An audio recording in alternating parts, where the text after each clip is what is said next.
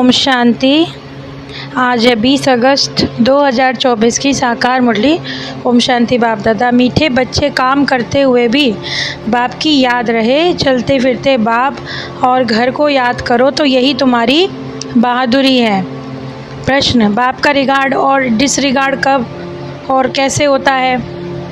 जब तुम बच्चे बाप को अच्छी रीति याद करते हो तो रिगार्ड देते हो। अगर कहते हो कि याद करने की फुर्सत नहीं तो जैसे डिसरिगार्ड है। वास्तव में ये बाप का डिसरिगार्ड नहीं करते, ये अपना ही डिसरिगार्ड करते हो। केवल नामी गिरामी भाषण में नहीं, लेकिन याद की यात्रा में बनो। याद का चार्ट रखो, याद से ही आत्मा सतोप्रधान बनेगी।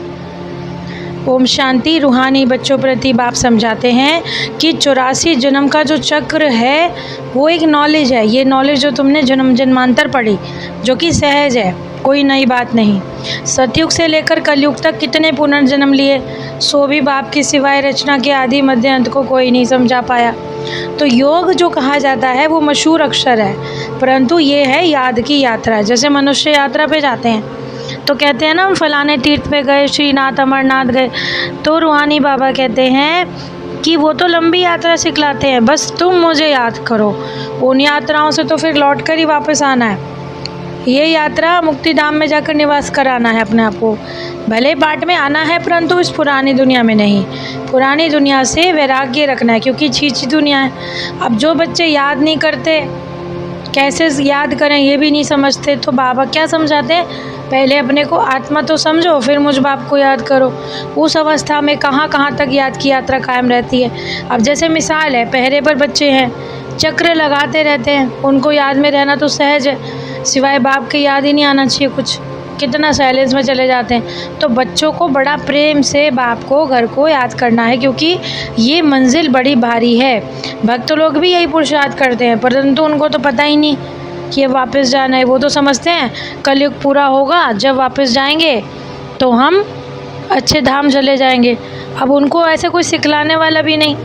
जैसे बाप तुमको पढ़ाते हैं कि बच्चों अपनी रूहानी पढ़ाई पढ़ो, और ये अच्छा चांस है, बाबा ने बताया ना, ये अच्छा चांस है कि तुम सतो प्रधान, जन्म जन्मांतर से जो अब तक तमो प्रधान थे, अब तुम सतो प्रधान बनो। आते जाते कोई भी कार्य करते हुए बाप को याद करना है, यानी एक पंथ दो काज। कभी भी याद कर सकते हो, चाहे दिन हो चाहे रात हो, इसमें तो लड़ाई झगड़ा भी कुछ नहीं है। बाप की याद में, यात्रा में रहने की भी भिन्न भिन्न युक्तियाँ हैं कि कैसे एकांत में जाकर याद करें, काम करते हुए याद करें। बस मुख्य है ही बाप की याद, क्योंकि भारत का जो प्राचीन योग है वो मशहूर है, उसको कहते हैं ना याद, राजयोग। तो बहादुरी इसी में है कि काम करते करते बाप को याद करके तो दिखलाओ। कर्म तो करना ही होगा, क्योंकि प्रवृत्ति मार्ग है, गृहस्थ व्यवहार है, इसमें रहते रहते प्रवृत्ति मार्ग वाले तो काम धंधा आदि करते हुए अपनी बुद्धि से बाबा को याद कर सकते हैं। किसी की तो बुद्धि में ही नहीं रहता। बाप युक्तियाँ तो बहुत बतलाते हैं कि चार्ट रखो, एकांत में याद करो। बाप सम्मुख समझाते हैं कि यदि याद करोगे तो पाप तुम्हारे कटेंगे, क्योंकि जन्म जन्मांतर के पाप सर पर हैं। तो बाबा कहते हैं बच्चे याद की यात्रा में जो इतने हैं सर पे पाप, उन्हें उतारो। जैसे घर बैठे बाबा को बस याद करना है, ये तो कोई बहुत बड़ी बात भी नहीं है। इसको योग बल कहा जाता है। इसके लिए चाहिए मन की शक्ति। बाबा कहते हैं ना सर्वशक्तिमान, तो अपने आप को याद करो। बाबा कहते हैं तुम खुद तमो प्रधान बन गए, अभी पाई पैसे की शक्ति नहीं रही। तो जो अच्छी रीति समझा रहा हूँ वो याद करो और अपना चार्ट रखो, क्योंकि याद से याद कटेगी। भले विलायत में अकेले रहो तो भी याद कर सकते हो। समझो किसी से शादी भी की है तो भी स्त्री अलग जगह है, तुम भी लिख सकते हो कि बाबा को याद करते करते जन्म जन्मांतर के पाप भस्म होते ही जाएंगे।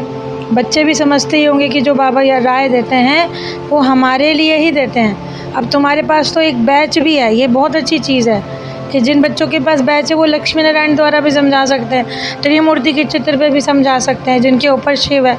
बहुत सारी चीज़ें युक्तियाँ बतलाते हैं बाबा, क्योंकि शिव को ही ना जानने के कारण अब भारत का बेड़ा डूब गया, जिसको कि तुम सर्वव्यापी कह देते थे, और फिर कहते भी थे ऊपर आंखें करके कि भाई पतित पावन आओ। बाबा कहते भाषण करो, डायरेक्शन दो, म्यूज़ियम खोलो, गांव गांव में जाकर सबको सुनाओ। अभी ये भी करो, पहले अपने आप को पूरा सतो प्रधान बनाओ। इसी में बाबा बच्चे कहते हैं गफलत करती है माया, क्योंकि याद की यात्रा में ही विघ्न डालती है। अब अपने से पूछना चाहिए कि हम कितना याद करते हैं। बाप तो पूरी डायरेक्शन दे रहे हैं। क्योंकि मुख्य है ही याद। भले आप किसी को भी समझाओ, कोई हैं जो अर्थ सहित मेडल नहीं होते। मिलिट्री वाले भी अच्छा काम कर सकते हैं क्योंकि उनको भी मेडल मिलते हैं। तो बाबा ने क्या सिखलाया है कि आगे मनुष्य हैं, उनको अभी जो बाबा सर्व की स्थापना कर रहे हैं उसके लिए उनको ऐसा पुरुषोत्तम बनना होगा।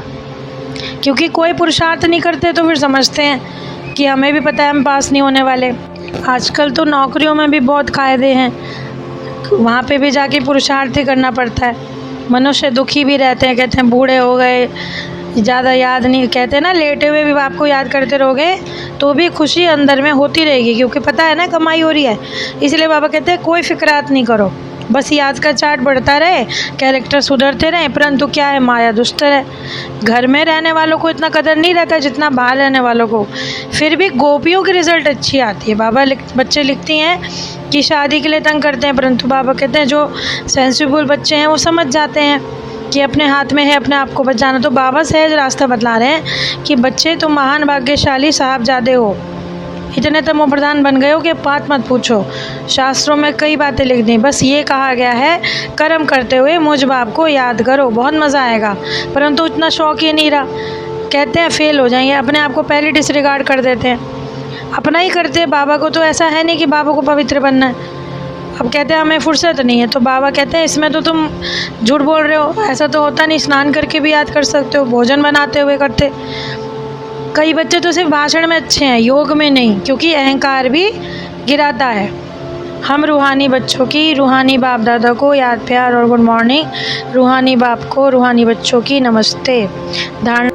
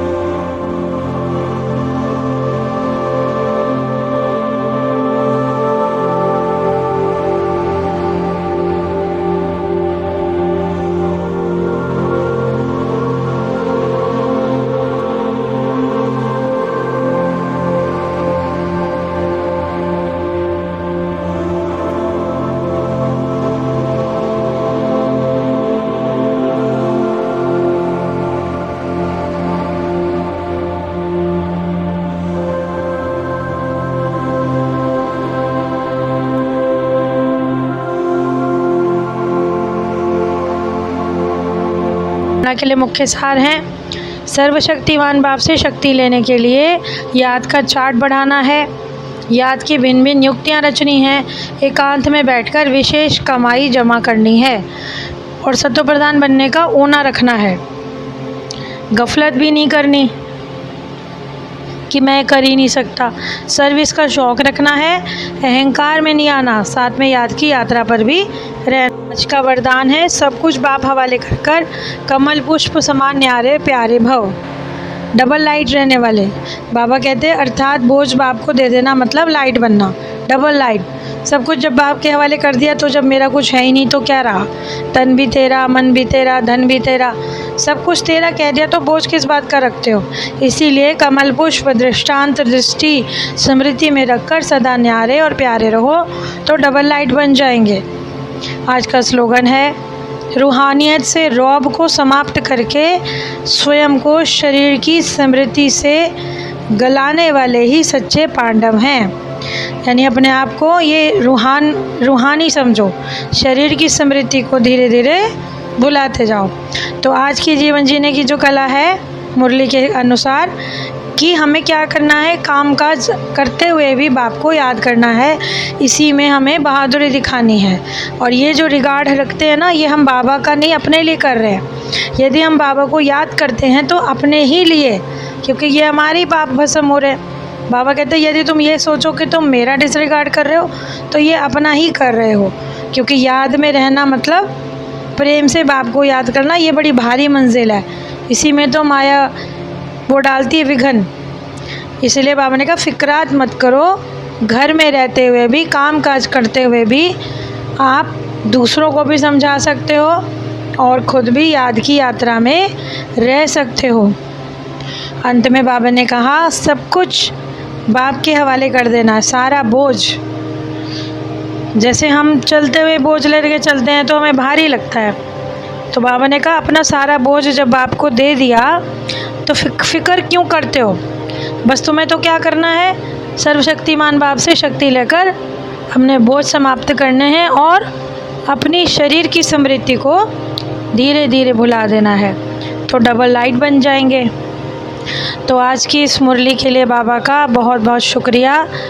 ओम शांति।